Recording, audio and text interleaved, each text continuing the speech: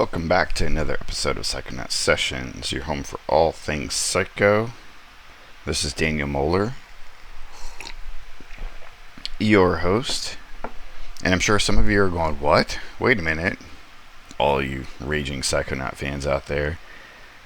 What are you doing with a mainstream book, man? What's going on? What's happening? Why am I seeing DC? Well, for my birthday this past summer, my wife got me the entire run of the Forgotten Realms comic series through the conjoined effort of TSR in DC back in the day, late 80s, early 90s, and I'm a sucker for this shit. I mean, I love fantasy. I love fantasy comics. I mean, I like me some good DC too. But I was reading the series, as I do when I'm going to bed at night, and I read this the other night and thought this would be a fun book to cover. It's kind of cool. I really like it. It's a standalone issue. It's an issue that kind of takes place between big major storylines, and was just kind of an interesting story. It actually is kind of goofy because it does star a halfling, but it's also serious. There's some like very heavy elements in it as well. So trigger warning, everyone. So the main people involved are Jeff Grubb, Rags Morales, and Dave Simons. All of which have had some mainstream success, particularly Rags, who he actually did a run on Hawkman that was amazing, written by Jeff Johns, just like an incredible book. I know, I'm touting a mainstream book, please forgive me, but I like all things. And he did a run on Action Comics fairly recently, back when DC was doing its whole New 52 thing, and it was a pretty decent run. I mean, Rags' art is always great. He can do just about, draw just about anything very well. Nothing ever seems weird or awkward. Like, he always knows what he's doing.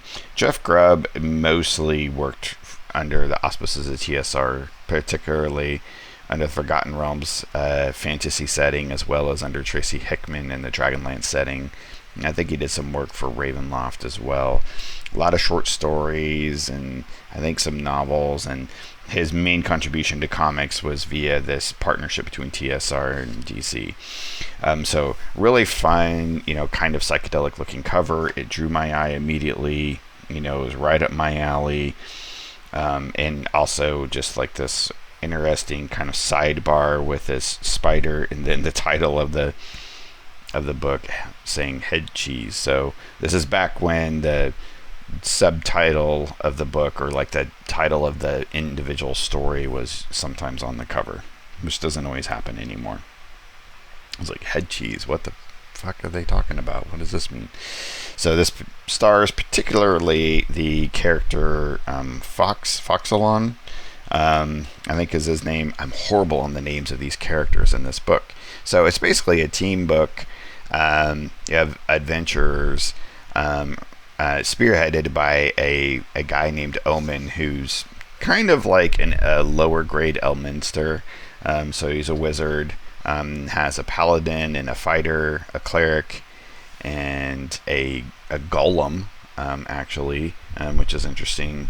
And then a halfling thief in his purview in his team. So we don't know what's happening here. So immediately we're just in this dark space, and the halfling is like, hello, and starts hollering all of their names, walking in this void, just like, hello, Minder, Omen, Ishi, Agravar, Vartan. So Vartan is a cleric elf, Agravar is the paladin human, Ishi is the fighter, Omen is the wizard, and Minder is the golem. It's a female trapped in a statue's body. So he's kind of wandering around, just trying to figure out, like, is there a joke being played on me? What's going on? And trying to remember, like, he doesn't even remember exactly what happened. in his point of view, it's like, okay, so we fought a giant squid, and then we pulled into port. When did we pull into port? Can't really remember. And just so a lot of great individual cartooning, and he gets frustrated. This is where Rags really shines. He's great with expression. I would like to see him do more cartoon-esque type of work rather than just regular superhero kind of stuff, which is what he normally does, because he's got a really great expressive form. I mean, he's tight. And then a door appears, and he's like, huh? Okay, so, as halflings say, if doors weren't made to be opened, they would have been walls instead. So he opens the door, and if you notice, the page numbers are blocks of cheese. See a theme? And so he opens the door, and so he's sitting in this kind of like weird dimensional doorway and looking out over this port. So great scene. It's another thing Rags is great at. Set and setting. You always get the feel of where you're at with his work. None of his stuff ever seems too cramped. It's always an interesting points of view, perspectives. But they're on their ship, and the whole team is gathered around him, and he's obviously out of it. That's it's not showing very well. There's a glare, sorry. I haven't got my lighting situation configured completely in my new studio space, so, give me a break. I'm a blue-collar operation. So, he's out of it. So everybody's trying to figure out what to do. So this is Minder, the woman trapped in a golem statue. This is Agravar the paladin, Ishi the fighter, Omen the wizard, and Vartan the cleric elf. So they think, well, he's probably been poisoned or something, or some kind of disease, but the cleric's magic isn't working, isn't healing him. So they're trying to figure out what is here. So he's like, well, I'm just going to walk right through this door down there and figure out what's going on. Maybe I'm dreaming, whatever. And he gets blocked and can't walk through. Another great sequence of cartooning there. Just a lot to learn from Rags. And so Agravar's trying to figure out, maybe there's nothing wrong with the spells. Maybe he's, drunk. And they're like, drunk? Come on. And, of course, in the background, while they're talking it through, he's in the background like, hello, can't you see me? Obviously, they can't see or hear him. And then they find a chunk of cheese. And they're like, oh, that looks gross, even by halfling standards. And so they're like, cheese? How could cheese do this? And, of course, the halfling is screaming from where he's at, saying, cheese. Like, cheese is not good for halflings, apparently. It's like, he compares it to black opium or booze or something, the way it affects halflings. So it's kind of like food poisoning, but it's kind of an aphrodisiac. It knocks them out. I mean, it totally messes with their brains. And so he's trying to scream at them of like, hey, pay attention to me. Stop trying to, like, they're trying to talk it through. And he's like, I'm out of my mind. And he falls down onto the door. And now he's like, oh, shoot. I was stupid. I had some cheese after all these years. Why did I do this? So you get the sense that he's had a past with cheese.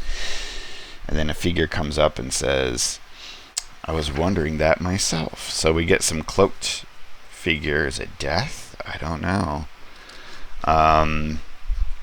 And starts talking with him about, like, trying to help him figure out what happened. So he knows he's wiped out on cheese. And he makes the statement, do you think I would have learned this the last time? And here we got it. Ford Far Lane starring Andrew Dice Clay. And so we have this sequence where they're kind of walking into the void. So now we get some sequences where Rags is really getting to stretch himself in ways he hasn't really been able to yet in this book, which is why I wanted, because normally it was just kind of like your normal kind of fantasy stuff, just fairly simple panels, but now he's really trying to kind of break the fourth wall, break, just the norm of so many panels on a page.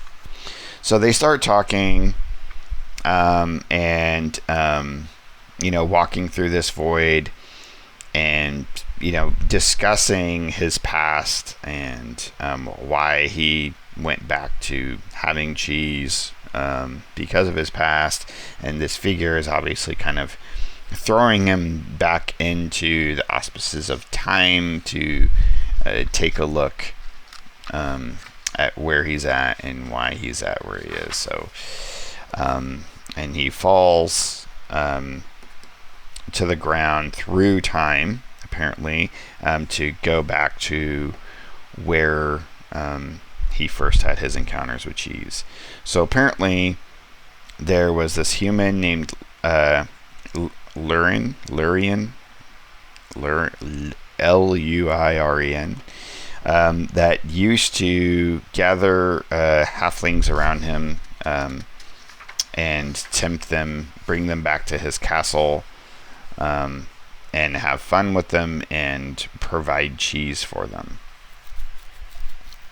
It was funny, but man, you gotta remember, the cheese is like opium. So he'd bring it out to them, he would entertain them, and just surround his whole place with halflings. This gets kind of weird and creepy, so trigger warning for those that get weirded out by things. And basically just give them cheese after cheese and let them get all fucked up, just being, crazy. And they just would want more and more and more, and they would crave. So it became this like heroin type of situation, or crack or something.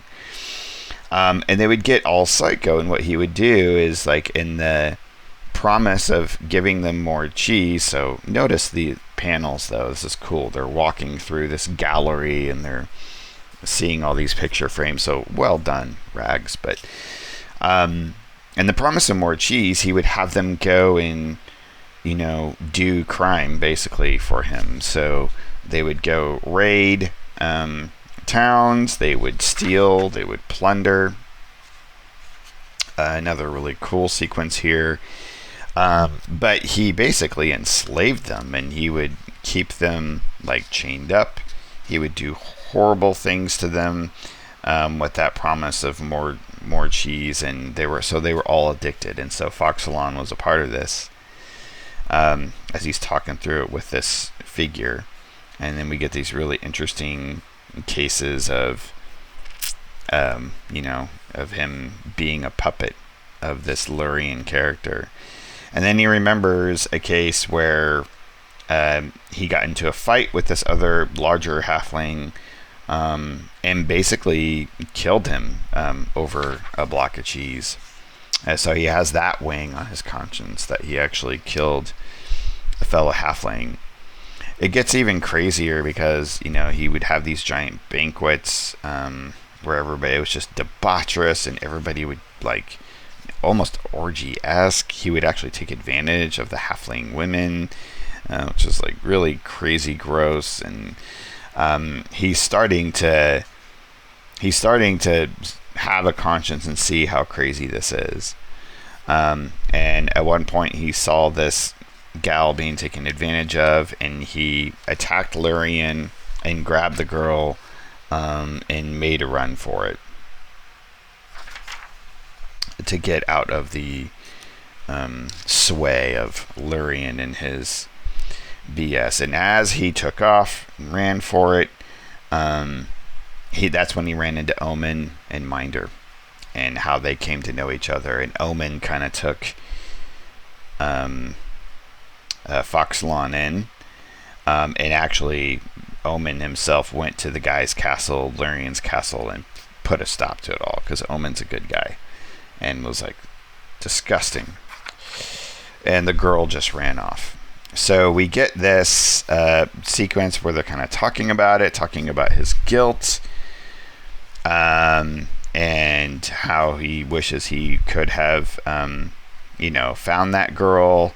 And the guy's arguing with him, and the cloak saying, you just would have drew her into the cheese again. And they're arguing some more. Well, I'm not wise enough to have taken it a second time, and blah, blah, blah, blah. And Foxalon, it was just a small piece. And it's like, whatever. You're just a guilty conscience. Well, I'm strong enough on my own. I'm fighting myself and blah, blah, blah. I'm going to take you on. And the guy in the cloak's like, try it. And then apparently the cloak is taken off. And he's this giant spider figure feeding off of his guilt.